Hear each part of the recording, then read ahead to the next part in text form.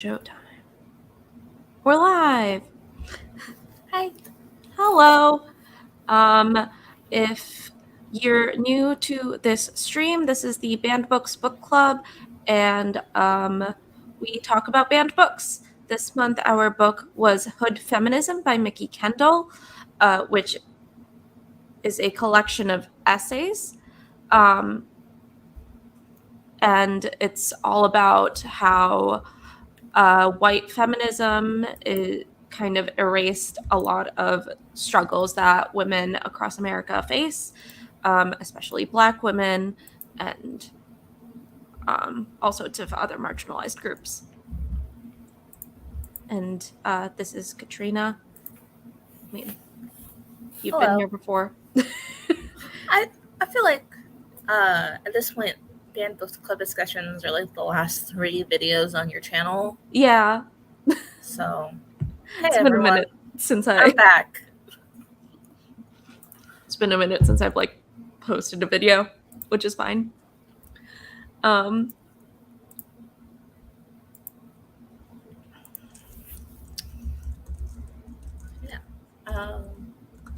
I'm just gonna start. So, Hood Feminism has been pulled from shelves or banned for a variety of reasons. From open discussions of sexual abuse to discussions of race. Just generally, people who like to ban books want to ban this book. Yeah, it's kind of a culmination of every reason we've discussed in the past of why books have been banned, because it's an overview of everything. Like, it talks about race, it talks about gender, it talks about politics and feminism and everything that conservative people don't like, pretty much. Yeah. And I mean, Black authors' books have been pulled from libraries over the past year or so because there are certain politicians who believe that telling our children honest stories and giving them an honest education about race and the history of our country is bad. I don't know why they think that. I don't get it. And it only seeks to further divide us. Ah, damn it. It's always white supremacy. It's always white supremacy. That's why. They just don't want to admit that white people have ever done anything wrong, because the poor white children will be sad about that and maybe try to help others at some point. Yeah. But yeah, it's important to have actual discussions about feminism and race and class. And I think that this book does a lot of that really well. And overall, I did appreciate the content of the book. I particularly liked the chapters on education. Mm-hmm. And also the message at the beginning that was like, hey, it might be uncomfortable, and that's fine. Yeah. It's okay to be uncomfortable, because it's when you're learning something new that challenges your worldview is where you really learn to be a person. Oh, the Discord link doesn't work according to like you. Oh, okay. I'm not sure how to fix that. I have an idea how I might do that. Okay. Let's keep talking while I work on that. All right. Yeah. I was certainly uncomfortable with some of the things that were discussed in this book because they were completely new to me. Like the entire section on housing, the section where she discusses like the impact of the soda tax on people who are impoverished, like that was something, those were completely unfamiliar to me. And I was like, especially the soda tax part, I was like, how on earth could that be the better option? Like, because what I remember from the soda tax in New York was just completely making fun of the notion of having a soda tax for soda, because it was ridiculous and stupid, and that's not a way to curb obesity at all. But it was so much more than that in this book, and it was about making the hard choices about shelf stable products and how many communities don't have access to clean water, and while soda companies do. So it is the better option to get soda sometimes than just the allegedly healthier option. Yeah. And although I did not really experience a lot of this firsthand, I don't in general like soda taxes. I think we should tax Coke and make them pay taxes and not necessarily tax consumers. Taxing consumers is a choice. It's a tricky thing. There's already a sales tax in most states, but I do remember. So, for those who don't know, Norali and I grew up in very different socioeconomic backgrounds. Yeah, that's fair to say. So my family, when I was little, I don't know how poor we were, but we were poor enough to be on WIC, the Women's Infants and Children program that was discussed, I believe, in that chapter, or 1 year. It's usually when you're living 300% below the poverty line, and there was a day, once a month, where we go to the WIC office. They see how tall we grew. They were really nice to us. Sometimes they gave us goldfish crackers or pretzels to snack on because we were kids. And when you leave, you get these coupons. And I loved those days, because those days were the days that we got to go out juice. Height of my life as a 4-year-old. I got to get apple juice or berry juice or grape juice, and no one could stop me. Oh. And that was it was a happy experience for me as a child. But that's mostly because I had no idea that we were poor. Yeah, your parent was shielding you from what it meant to be on WIC. Yeah, and also which is great parenting, in my opinion, to just make it an exciting day. Yeah, and the employees that were working at our local office were very kind and tried not to put any shame or stigma on using the program that helped children under the age of 5 and their families access the nutrition that they would need. But yeah, I mean, I loved the juice day. It was a good day. And yes, we had access to clean water, and our fridge worked. But juice day was still good. Yeah. I like juice more than water, and still do. Yeah. And speaking of the fridge working, it's always poorer communities that in New York, at least, where Con Ed will decide which communities will get a power outage on heat waves and things like that. Yeah. So it's they need shelf-stable ingredients. They need shelf-stable things. So the fresh juice may not work for them, which is fast. It's horrifying, but yeah,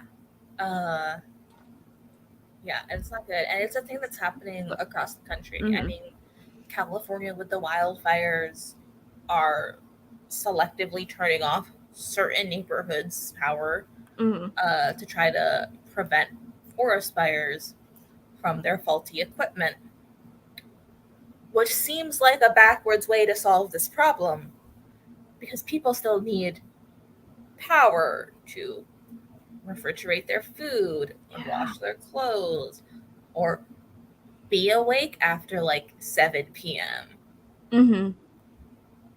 Or access pretty necessary medical equipment. Yeah. And it's even for lights, candles are expensive. They are. For no reason. Yeah. But yeah, it was something that made me, that like when the idea was introduced in the book, made me like so uncomfortable, because I was like, but that's not the healthy option. I mean, I'm saying that as I'm drinking like a cappuccino, which is the healthy option, but it's like soda was such a treat growing up, and it was like we were only allowed to have it at certain times, because obviously some of them were caffeinated and some of them were um you know, like it was a sugary drink. It's not something you're supposed to have as a kid too much. But so like hearing that it's the best possible option for some people was just so uncomfortable to me. But then when she unpacked that, it made perfect sense.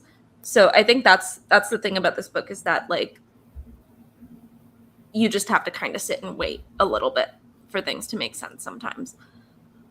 Yeah, yeah. And I remember one of my friends, one of my old coworkers, for a little while, they lived in Flint, Michigan, working for Mm-hmm. the state of Michigan, Ooh. right when the water problems were beginning. And they're like, yeah, no, the town was on lockdown for a little while. I was allowed to leave to go to like the state capital for my job, but most of my neighbors couldn't. And they're like, yeah, so I bought bottled water or like juice or soda or whatever I could get, because none of my neighbors should have been drinking the water, and Mm-hmm. I wasn't about to, and I could leave. Yeah, and not everyone could. Yeah, That's that's wild to me. They couldn't leave Flint. yeah. They They put up locked like down. they locked down the town for a little bit. Uh, I didn't know that part. Oh. yeah, no, and they bust water in, and people donated things. Yeah, and I mean, Mary Copeny is still on her banging her drum about it on Yeah, online and in beauty pageants and everything, like trying to get water and school supplies and everything to Flint, Michigan. Um, and like the problems haven't been solved, but that's horrible. That yeah. yeah. It's the lockdowns did not last long apparently, but like it all But really does. you're locking down people in a town of dirty water, undrinkable water. Yeah, yeah. I I was quite shocked when he told me that story. Yeah. America is a failed state. Wow. um yeah. I kind of I think one thing that also made me really uncomfortable while first opening up this book, and I read the audiobook, so like starting to listen to this book, is that she opened with um like her premise is that white feminists are only focused on abortion rights, and how that's kind of dismissing everything else, which is true, but it felt so uncomfortable to read a month after Roe v. Wade has fallen. Yeah, yeah.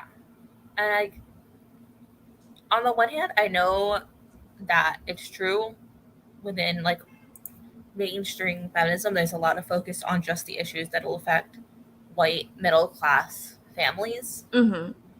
Um, and I also know the reason that some of my neighbors are getting like involved politically for maybe the first time in their lives, despite being my age or older, is because they've lived their whole lives with the assumption of the right to privacy in their medical decisions, and that was taken away suddenly, and they don't like that, Mm-hmm.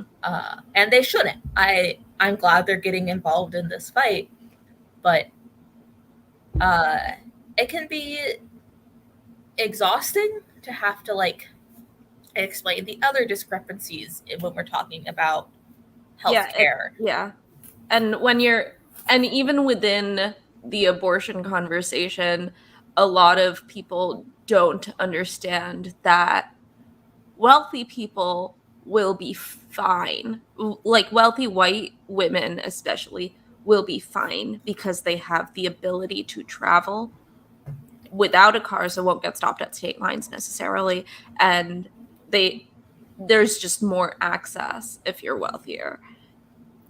And I recently watched the documentary The Janes on HBO, and that's about a group of women in Chicago who ran a secret abortion clinic before Roe v. Wade, and they discussed how when New York legalized abortion, all of a sudden their demographic completely changed from white middle class women getting abortions to Black and brown people in Chicago getting abortions from them, because they ran a free clinic, and all of the middle class people and wealthy people flew to New York to get abortions. Yeah. And over the past month or two, as the decision has come out, as we've been like reflecting on what might happen since the leaked decision came out, I've always known that I am likely going to be pretty safe. Now, my rights where I live in Pennsylvania, totally dependent on who gets elected for governor this year, and I hate that. Vote for Josh Shapiro, but I hate that it's up to one dude to decide what rights I get. But that's what's going to happen because these 9 other people failed me. But I also work for a pretty progressive nonprofit with a good health plan who lives only a couple hours away from the safest state. New York City is a 5-hour trip. Anywhere else in New York, the closest clinic would be maybe 3. Governor Phil Murphy, New Jersey, signed something very quickly after Roe v. Wade fell that would protect people who are traveling into New Jersey to get abortions. So, it's not. I mean, I've seen people have been like, yeah, Texas is bad. The closest state to Texas where things will definitely be safe, when people are considering moving, is Illinois. Which is so far away.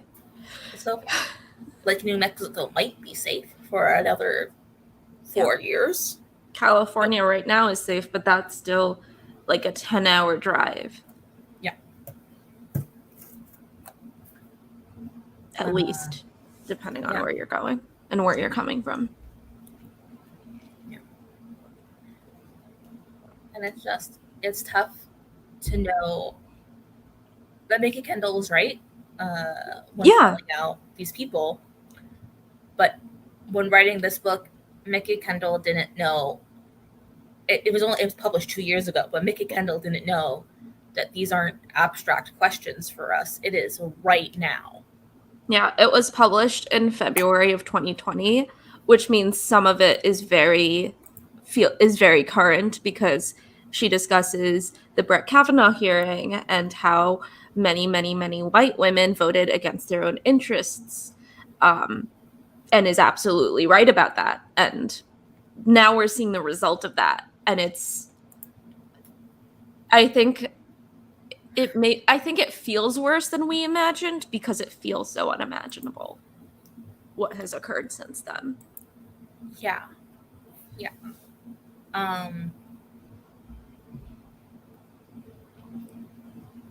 And I think one thing that was interesting was there was a section in which was saying pro-choice activists use the language of eugenics to argue their position. That's happened so much lately. Yeah. And I don't think that's not a good way to put that position. I think everybody should have the right to bodily autonomy. But I also think the way that we discuss that sometimes is incredibly alienating and hurtful for poor people and disabled people. And the chapter on that really gave a voice to that, because she discussed how ableist it is to say, well, I have the right to an abortion if the fetus is going to have Down syndrome or have a disability, because there are people with Down syndrome who exist in the world and thrive in this world if they are given the proper resources.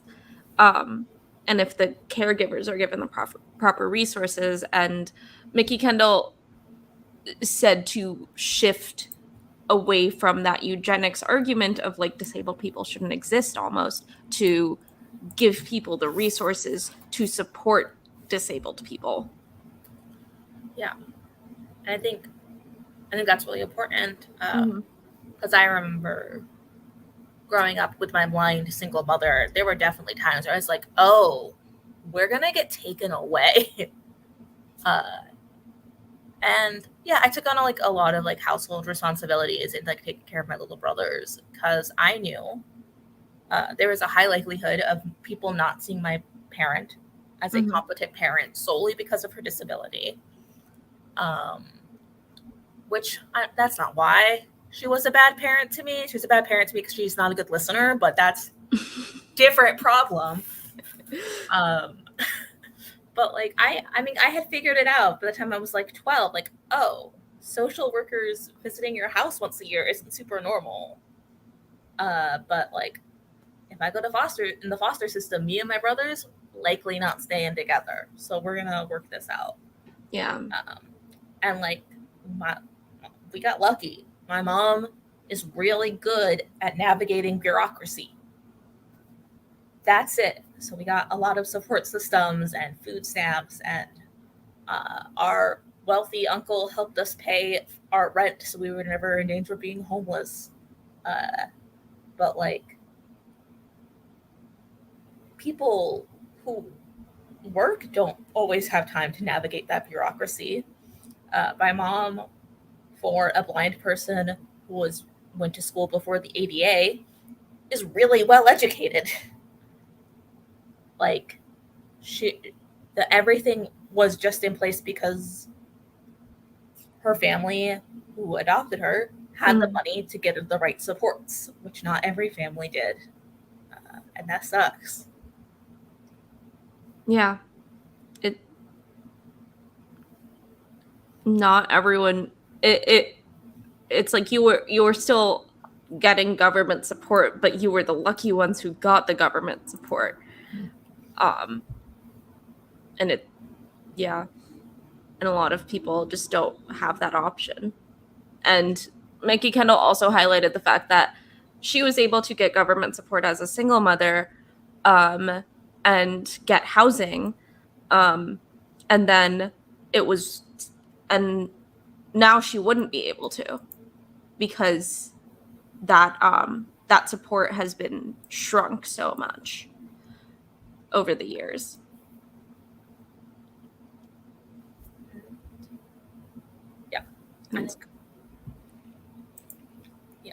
I really appreciated the way that Mikki Kendall shared her story about how she got assistance and how more people should be able to.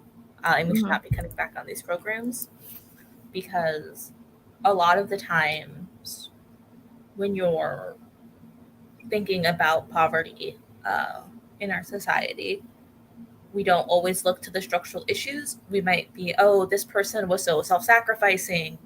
This principal mows lawns to pay for his kids' like lunch debt. And I'm just like, bro, no lunch debt.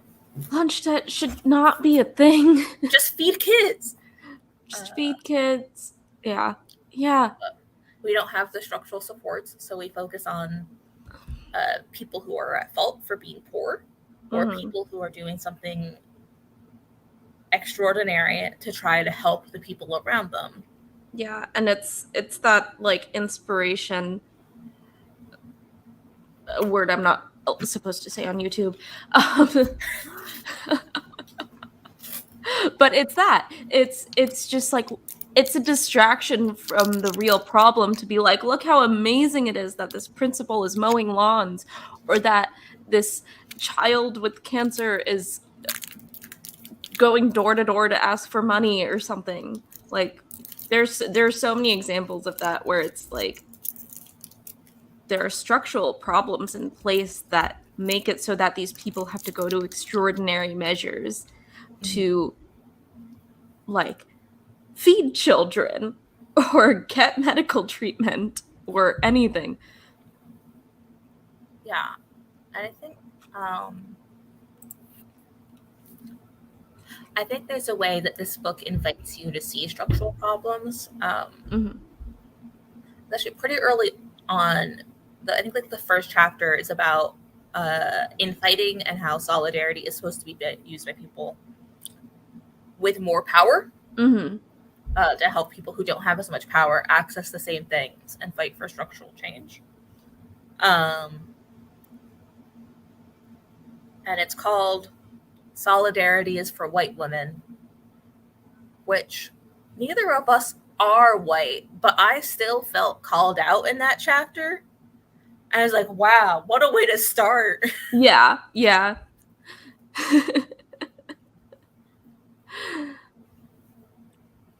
Yeah, and yeah, I feel like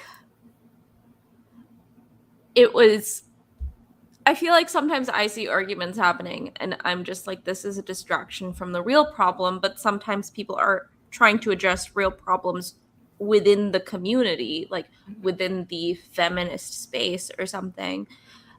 And that's a valid thing to fight about.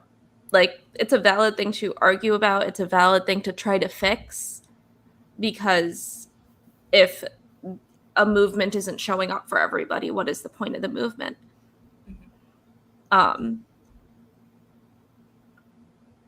So Black women, like these days, it's when Black women are saying abortion is going to directly impact Black women more than anyone else. White women saying this is a distraction, we need to like go after the courts or whatever, is not the solution. Yeah, I mean, we can go after the courts and also provide mutual aid and help Black people in their communities. We can contribute to existing abortion funds and go after the courts. Yeah, and listen to the people already doing the work and who have been doing the work for eons. Yeah, I did say contribute, don't start a new one. No. It's really hard, and there's already ones that are really good. I like the Western Pennsylvania Fund for Choice is really good because it also serves good parts of Kentucky, Ohio, and West Virginia. Yeah, I donate to the Yellowhammer Fund, which is mainly focused on Alabama, but does a lot of work in the Deep South in terms of abortion funds. And that's very, very important now that people need to travel to get abortions. Yeah. Deep This book isn't really about abortion for the most part. It's just what's happening in the world. I feel like it's we can use this book as a framework that we can apply to abortion, and we can apply to every major event that's happening right now. And the main thing that's on our minds in terms of feminism is abortion. So that's why we're talking a lot about it. Yeah. But we can talk about the reproductive justice chapter because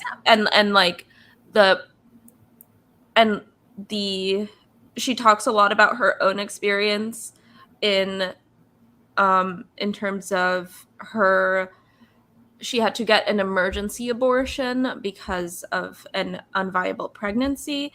And then how she wrote about that and then got waves of hate from pro-lifers and didn't see the solidarity from white feminists that she deserved, frankly, for writing about this really hard decision that she had to make. Yeah, and I remember in that chapter too, she said that they had decided to keep this child. They wanted the pregnancy to continue to birth, and they were just suddenly faced with a really tough decision. And it was unhealthy for her for the pregnancy to continue, and the child, which I'm okay calling it a child also because they wanted it. Yeah, I feel like I try to just call it a pregnancy because I feel like that's the least divisive term for it. Yeah, I feel that. But yeah, it's something that they wanted, so they were considering it a child. Yeah, and I think that really speaks a lot to the differences, and how everybody deserves support, because this was not an easy thing that they went through. We should be showing more solidarity with people, but also, pro-lifers don't care if you wanted them. No. They don't care that you're having a terrible time. They don't care that you could die. They don't care that you're already a parent to probably wonderful kids. Yeah. I mean, she talks about how her 2-year-old child wasn't able to call 911 yet, so she had to like get up while in pain and get the phone and call 911 herself. And it's like she already has kids like that she is taking care of. Yeah. And I think kids deserve good parents, and they deserve those parents to stay alive for them. Yeah. So, yeah. I hate that this is a thing that so many people have to go through. I hate that you're 4 times more likely to die of pregnancy-related complications if you're a Black woman. I hate that even now, as our rights are being taken away, we're just kind of ignoring that, largely within the movement, because we're trying to focus on how it will affect all of these people who are just getting mobilized for the first time. Yeah. But the truth is, someone you love will need an abortion. Someone you love has probably had an abortion. And those people, they might be white middle-class women.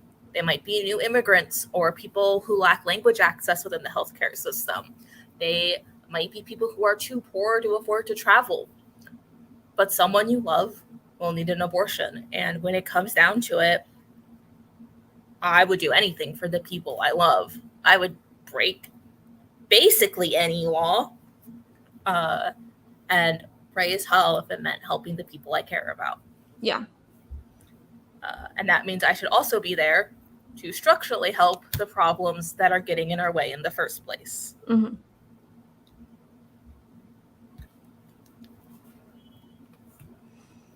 Yeah.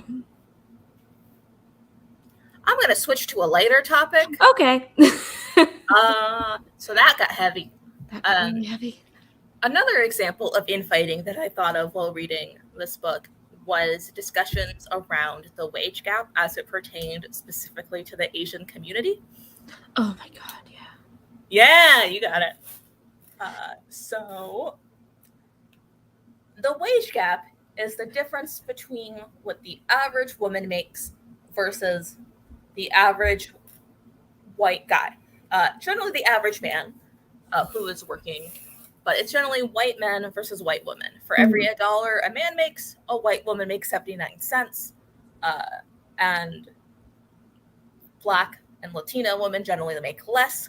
And on average, Asian women make 81 cents for every $1 a man makes. And the reason that is because Asian women are treated as one group.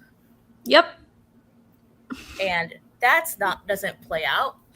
And that, like they are including the many swaths of Indian female doctors, and also the swaths of people who are working in like who are working as beauticians, as nail techs, and eyebrow people and things like that. They are including all of those people as one group and one demographic.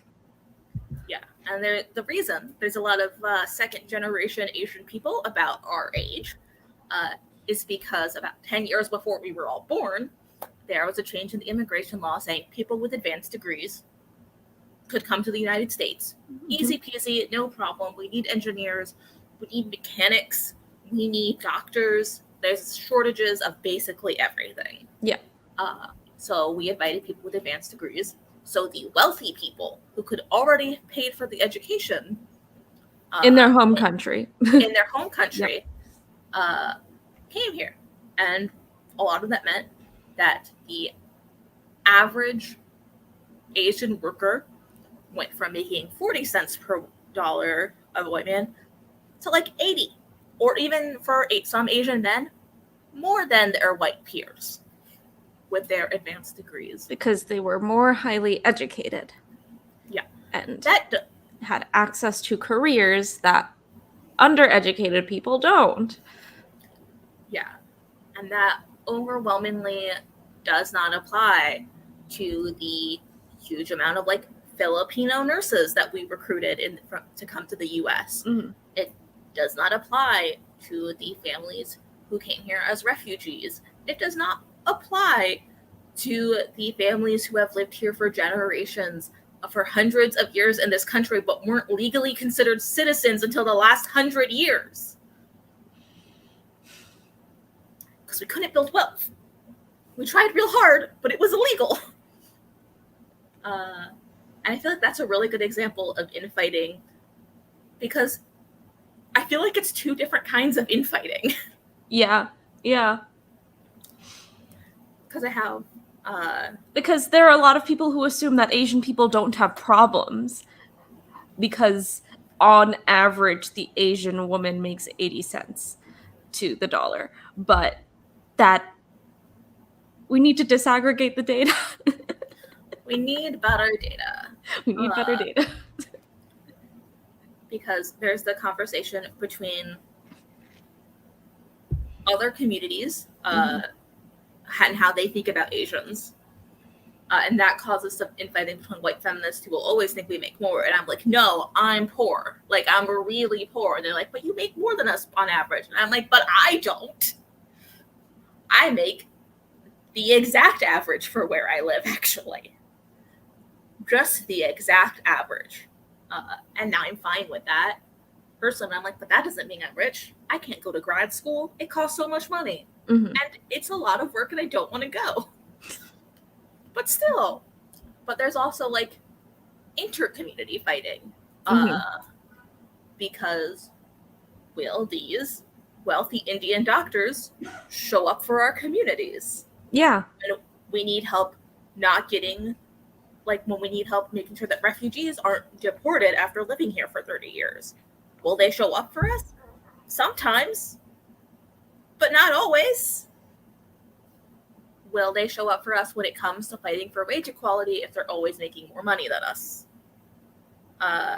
Sometimes, but not always. And not everyone. And because there are wealthy people in the Asian community, some of them don't hold the same political beliefs. They do not. And there are also issues that come from the countries we came from that are very present within our communities. I'm speaking as an Indian American who is not Hindu or Muslim, but sees it all. And it is a nightmare. It is a nightmare. And then you have the American government classifying all of us as the same. When, where, not. And I think we're going to discuss this more next month when we read Internment. Yeah. But it varies. And the ways that we build coalition with each other and we show solidarity with each other within the Asian community is different than how we build things with white people. And it's different with how we build things with other communities of color. because I, as an Asian organizer, could pretty comfortably approach one of the major Latino organizations who was working on, like, hey, there's this immigration issue that's affecting our community. It's affecting you guys too. What can we do together to help everyone? Mm-hmm. I could not do that to a Black organization or people working predominantly with white people because they're not going to help. Yeah, and they don't have an understanding of the immigration struggle specifically. So they don't even have the resources to help a lot of the time. So it makes more sense to build solidarity with people who have similar issues. Yeah. And I'm not saying like the other, of course not, racial groups aren't helpful. No. But they're limited in what they can actually do. Mm-hmm. They'll retweet our stuff. They'll tell people to follow us and what's going on. Which is very important too. And I think that's what allyship is supposed to be. And that's what being an accomplice, as Mikki Kendall describes it, is supposed to be. It's to amplify the voices that are talking about the problems and finding real solutions to the problems instead of talking over them. Yeah. And I think that's how we build solidarity. It's by recognizing when it's not about you and you take a step back and you pass the mic. Because I have never, in my 28 years on Earth, needed somebody to speak up for me. I mean, like, maybe at some point my parents when I was like 4. But other than that, I got it handled. And I'm good enough and trained enough as a communicator that someone can pass me the mic and I know I'm going to be fine. Mm-hmm. But I also know that anti-Blackness will never affect me, so I can pass the mic to someone else. And that's also fine. Yeah. It's like, this is not my lane. I will just stand back and listen. And that's fine. And that's it's so important to develop listening skills. As if you want to be if you want to be political, if you want to be active in your local politics and national politics, in protesting and all of those things, you need to learn to be a good listener and look around and see the people who have been doing it longer and just follow their lead. Yeah. Pretty much. And yeah, I really like that about this book. Because I like sitting back and reading a book and figuring things out on my own, instead of having to figure things out through sometimes very sloppy conversations, where the truth is I will mess up. Yep. And after reading this book, I'm still gonna mess up, but I'm gonna try real hard to be a person that helps the people around me. Yeah. And that takes a lot of work. And it also takes knowledge beforehand about what's actually going on. And I think this book provided a better look at conversations that I've been a part of for a few years, but have been on the periphery of. Yeah, same. Yeah. And I think Mikki Kendall talks a lot about Twitter, and I feel like so much of what I've learned has been through Twitter, and following the people I follow. And like, there are so many conversations that happen in this book that I've seen on Twitter and sometimes have participated in, when maybe the best thing for me to do was not actively participate, but just to listen and amplify the voices of the people who knew what they were talking about. Yeah. Because for the past few months, I have never worked in any form of abortion care, reproductive health care fights. It's not my wheelhouse. I know about it, but I am not actively doing that work. But I know a lot of people who are. Same. and I'm happy to amplify them. I'm happy to help them how I can, and sometimes that means Venmoing them for coffee or sending a thank you card their way. Mm-hmm.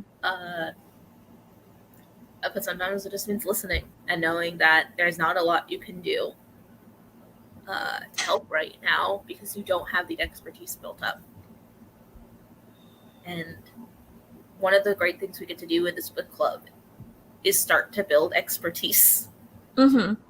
To learn what conversations people in power don't want us to have, and then very publicly have them. Yeah.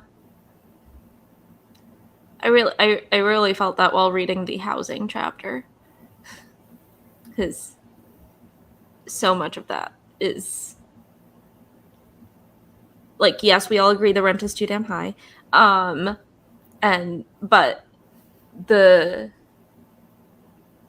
I mean, I know what kind of hoops I had to jump through to get my current place in New York, and it's worse for people who like need assistance, who need social assistance with housing, and who deserve to remain in their own communities and not be kicked out by gentrification. Yeah. Because you live in the most expensive city in the country, maybe the world. I don't know that for a fact, but maybe. Yeah. And it's hard. And it's hard for you with a pretty middle class job. Yeah. If I had the same exact job with the same exact pay, but lived in any other city in this country, I'd be totally fine. Yeah, probably. Because like, except for maybe Los Angeles, but who wants to live there? Yeah, the fires and earthquakes kind of freak me out. Yeah, I just don't want to be in a city where you have to drive a car. Oh, yeah, that's also scary, actually. But yeah, but like, I know you make more money than me, but per scale, we probably make about the same. Yeah. Based on like cost of living where we live. But I live in a 2-bedroom apartment and you live in a studio, and the rent is too damn high and housing is hard. It's just hard. And we're two people who, like, in our current situations, we're fine. Oh yeah, no, we're both safe. We can afford our rents more or less. We have access to healthy food. The community around us, pretty good. I like where you live. I like where I live. You like where you live. It's all good. Yeah. But we're lucky.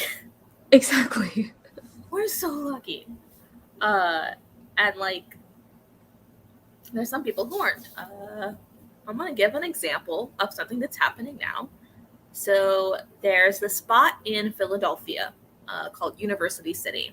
A lot of students from Penn and Drexel live there. It's near the universities, hence the name of the neighborhood.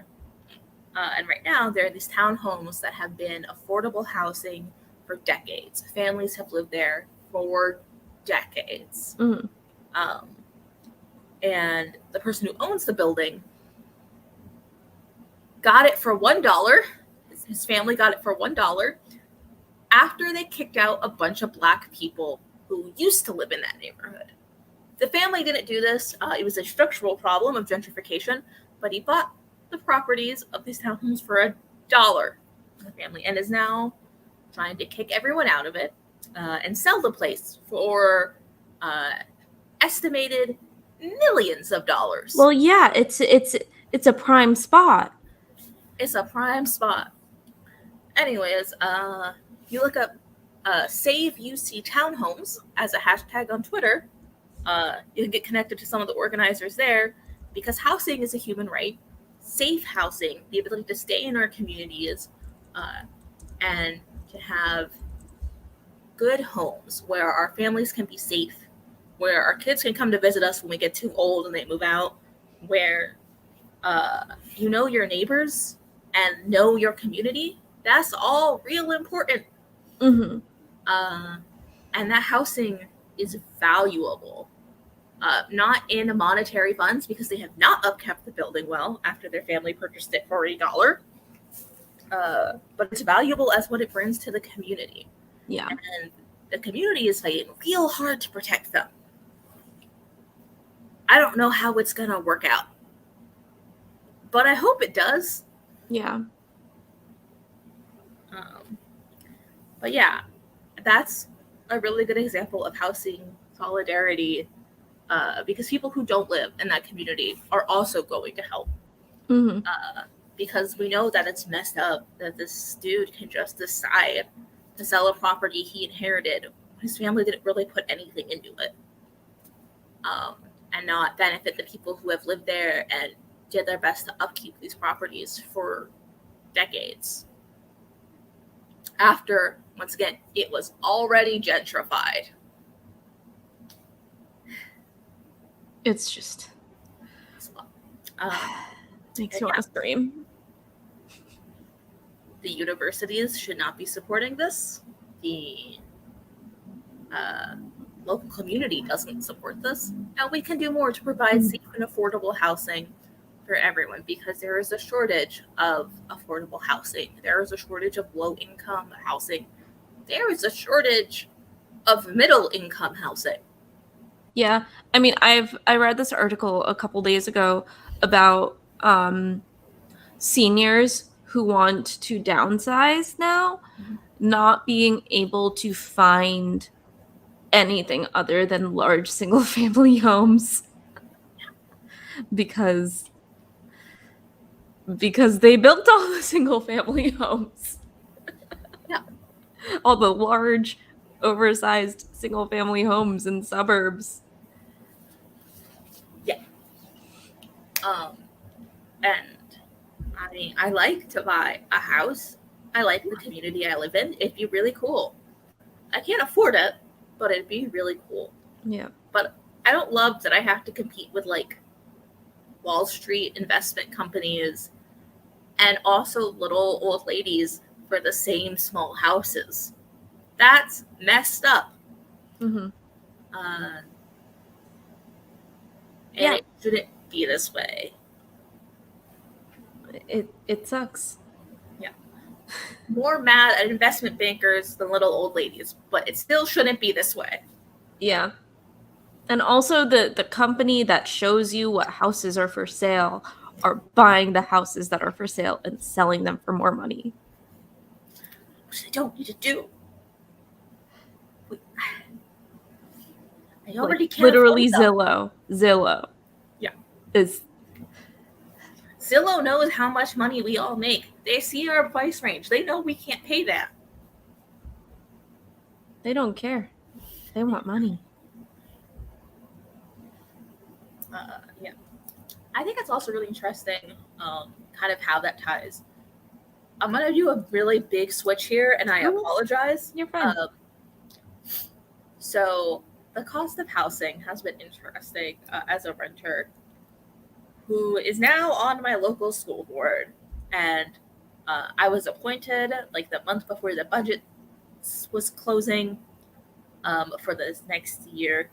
And because of the deficit in a community where it's like 60% renters, but because of a lot of reasons, like having really experienced educators with good union contracts who make more money for longevity within the district, there's a deficit. So we raised taxes, and that is not a popular decision.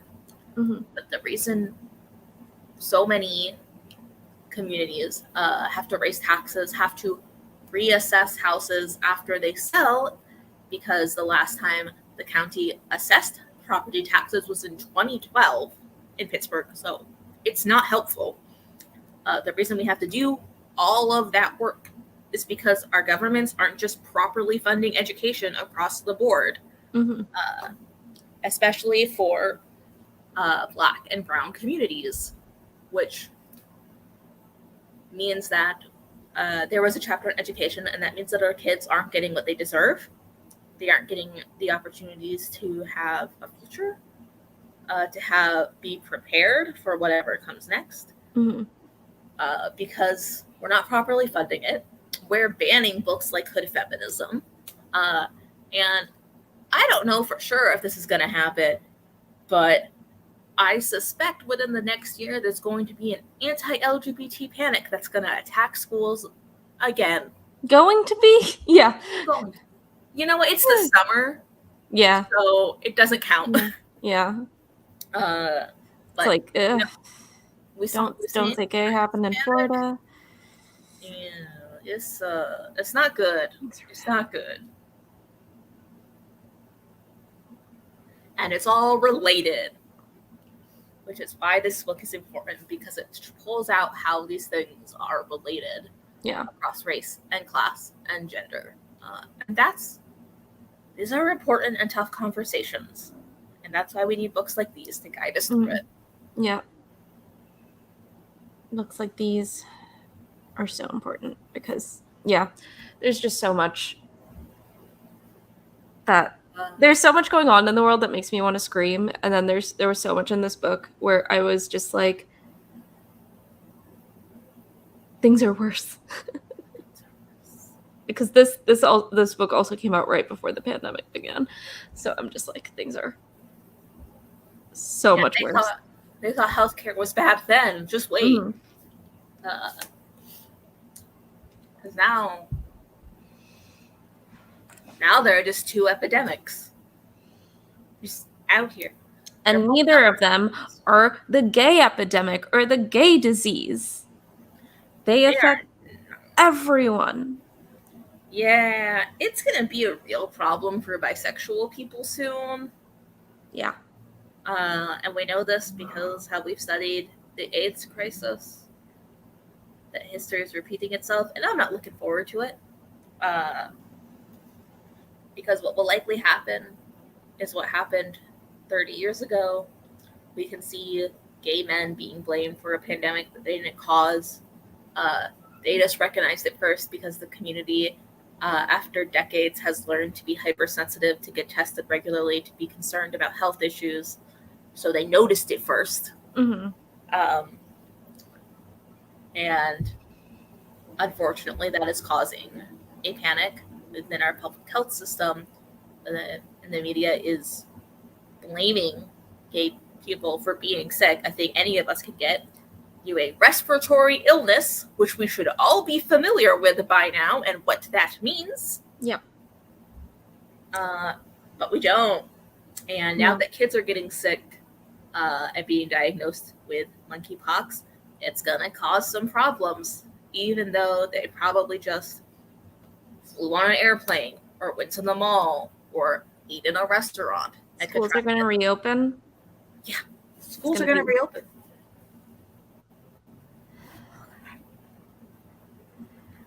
Interesting. But also it's like, this is a very New York problem right now. And it's a very gay community problem right now that there are some vaccines available for monkeypox, but they're only making them available to gay and bisexual men who have had multiple partners, and there are a bunch of guidelines that essentially multiple anonymous partners. Yeah, multiple anonymous partners. It boils down to slut shaming, honestly. But what's interesting that's happening is that the monkeypox vaccine rollout has been incredibly inequitable, incredibly unfair, and then white gays are going to places like Harlem where they would never go otherwise, because that's where vaccines are being made available, and not cutting the line, but taking away vaccines from areas that are more marginalized. Yeah. And there are queer people of color that live in Harlem. Yeah, we know they exist. Yeah, it's yeah. Although that is how I anecdotal, but I've heard of like white gays from Florida flying up to get vaccines here. Florida's already its own danger. Like, just stay. I know that's not the advice I should give, but maybe just stay in New York. I understand that Ron DeSantis has effed you over in so many ways, but it's like the wealthy people are flying up and taking away vaccines from poor people and Black queer men right now. Yeah. That is how I judged how safe the COVID vaccine was, because I used to live in a predominantly Black neighborhood, and now I live in like one that's like 30% people of color, and the rest of the community is pretty white. So I drove past my old neighborhood one day, just like to go to the grocery store and get past it, and there was like a line of white people outside of the pharmacy, and I was like, "Oh, this vaccine, safe as hell, easy to get." Though if the white people are going to the Black neighborhood to get the vaccine, it's a fine vaccine. Yeah, like they go there for like. I used to live near Heinz Field, and I was like, "Oh, they go there for the football games, but they do not hang out here. They don't patron our local businesses. They don't come here if there's not an event. This vaccine is safe. It's so safe." Yeah. And like it's a very for the monkeypox vaccine, it's a very inter-community problem, but also the solution is make more vaccines available.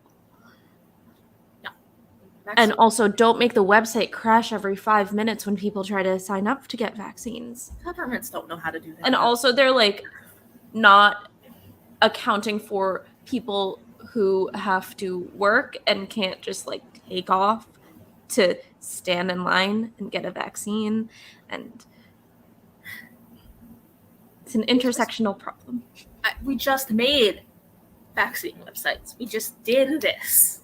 Yeah. It's literally still happening. Yeah, there are some issues widely with their public health problems.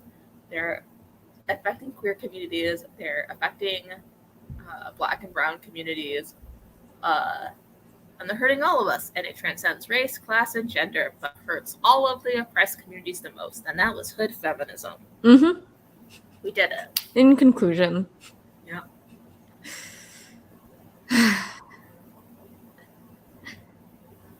So what book are we talking about next month? We're talking about Internment by Samira Ahmed, which is a really interesting book. From what I understand, it's a speculative fiction book that imagines internment camps for Muslim people and came out around the time of the Muslim ban that Donald Trump did. So it was very, very important in that moment. Yeah, it was early 2017 this book came out. Yeah. And once again, it feels like so much has changed over the past few years that I hope this book will still be relevant. And I think this book will still really reflect what we need to do today. But mostly I just hope it's good fiction. Yeah, it'll be nice to read some fiction, even though it's very, very relevant fiction. And the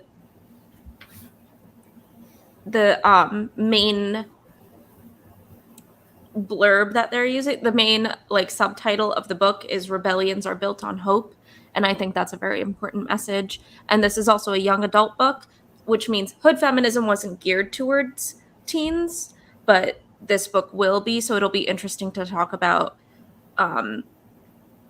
more of the like school ban stuff, because it was banned in so many schools, whereas this was just banned for being a text that discussed real life issues in an inconvenient way.